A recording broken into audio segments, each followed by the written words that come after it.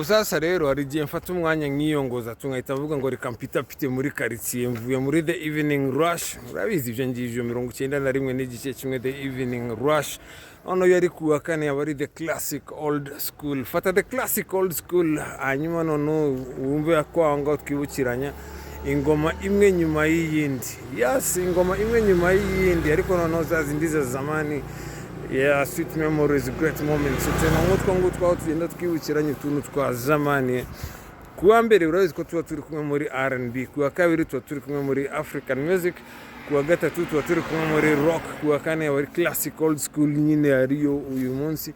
Ono kuwa gatanu aribwo ejo turabivanga kile kitu in the mix. Sasa rero kuwa ko tuba twabivangavanze gutyo, ku cyumweru turongera tugahura n'ubundi muri the classic memories. Ngaho still ni kuri televiziyo kuva ku isaha sasta iza ku isaha ya saa 8.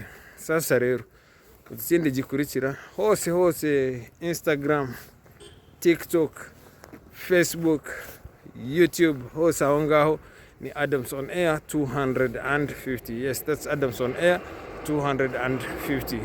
Keep stuck right here, you got a good reason to do that. Why not?